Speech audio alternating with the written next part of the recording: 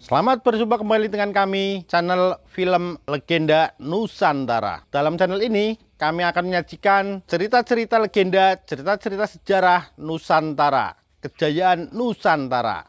Semoga kita semua akan menyadari bahwa negara kita, Nusantara, adalah negara yang sangat luar biasa. Salam NKRI.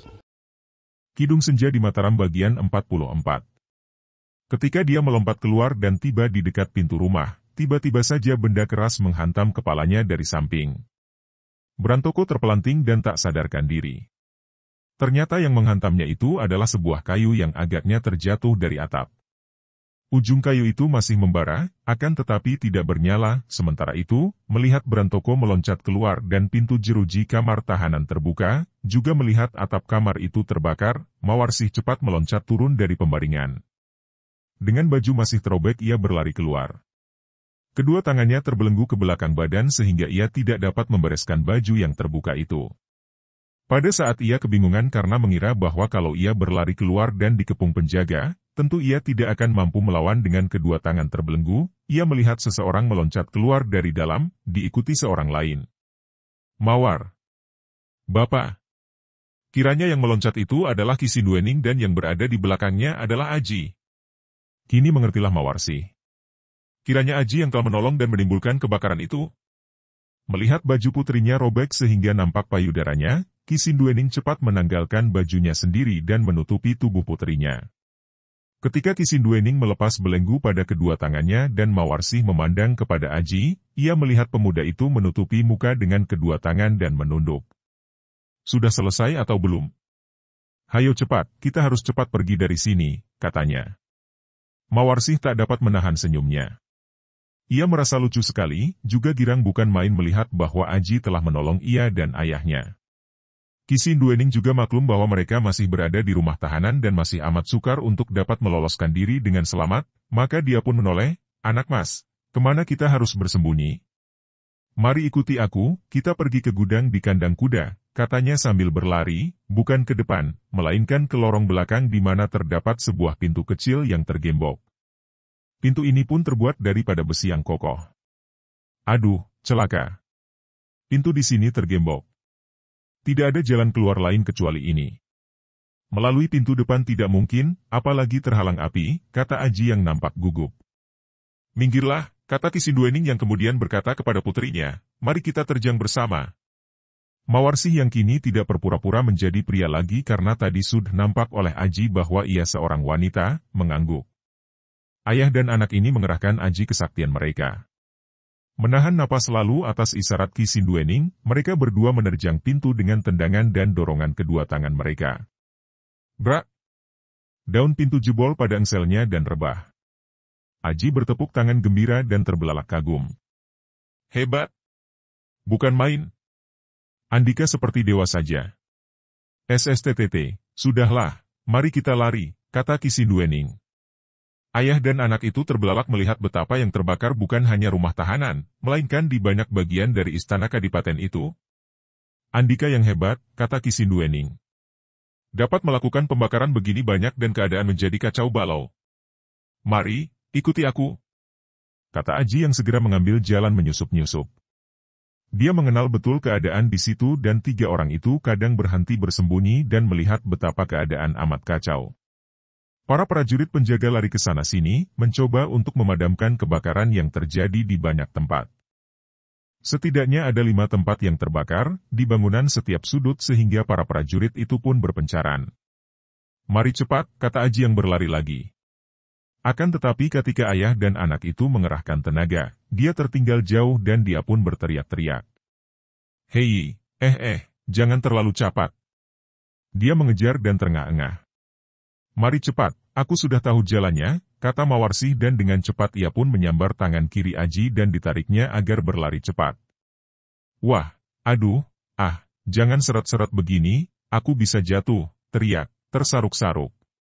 Ki Sinduening yang merasa khawatir kalau mereka ketahuan para penjaga, menyambar tangan kanan Aji dan kini ayah dan anak itu memegang kedua tangan Aji dan membawanya lari cepat sehingga tubuh Aji terangkat, kedua kakinya tidak menyentuh tanah. Dia berteriak-teriak ketakutan, akan tetapi suaranya lirih karena dia pun takut kalau ketahuan orang lain. Karena Ki Siduening dan Mawarsi mempergunakan ilmu tunggal maruta, manunggal angin, yang membuat gerakan mereka ketika berlari cepat sekali, sebentar saja mereka tiba di bagian kandang kuda. Benar saja, semua abdi sudah lari meninggalkan tempat yang tidak terbakar itu, untuk membantu memadamkan api atau setidaknya menonton kebakaran. Kesini, ke dalam lumbung penyimpanan jerami, kata Aji yang sudah diturunkan. Pemuda itu lari ke gudang di bagian paling belakang dan kedua orang pelarian itu mengikutinya. Nah, Andika berdua bersembunyi dulu di sini. Tempat ini aman, tidak pernah ada orang masuk. Kalau ada orang yang masuk, Andika berdua cepat menyusup ke dalam tumpukan jerami itu, tentu tidak akan nampak dan siapa menyangka ada orang bersembunyi di dalam tumpukan jerami. Aji tersenyum. Haha, engkau pandai sekali orang muda. Memang hanya tikus saja yang bersembunyi di situ, kata Ki Siduening sambil menunjuk ke arah tumpukan jerami yang seperti bukit. Kecil. Kami berdua berhutang budi kepadamu. Andika telah menempuh bahaya, membakari semua itu untuk membebaskan kami, SSSTTTT, cepat Andika berdua bersembunyi dan tutup pintunya. Kalau ada suara orang di luar dan akan masuk, Andika tinggal menyusup ke dalam tumpukan jerami. Saya harus cepat membantu usaha memadamkan kebakaran.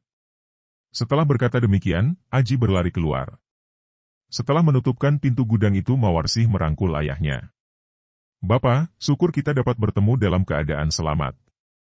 Alhamdulillah, semoga Allah akan melindungi kita sampai dapat lolos keluar dari tempat ini, Mawar. Akan tetapi, bagaimanakah engkau sampai dapat berada di sini pula dan menjadi tawanan? Bukankah engkau sudah berhasil lolos dan kabarnya engkau sudah dibantu oleh seorang yang berkedok hitam? Siapakah dia? Panjang ceritanya, Bapak.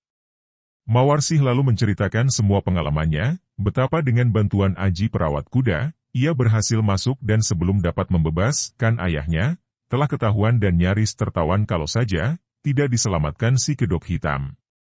Akan tetapi siapakah Aji perawat kuda itu? Tanya Ki Siduening, merasa heran mendengar bahwa puterinya mendapat pertolongan banyak orang. Mawarsih tersenyum.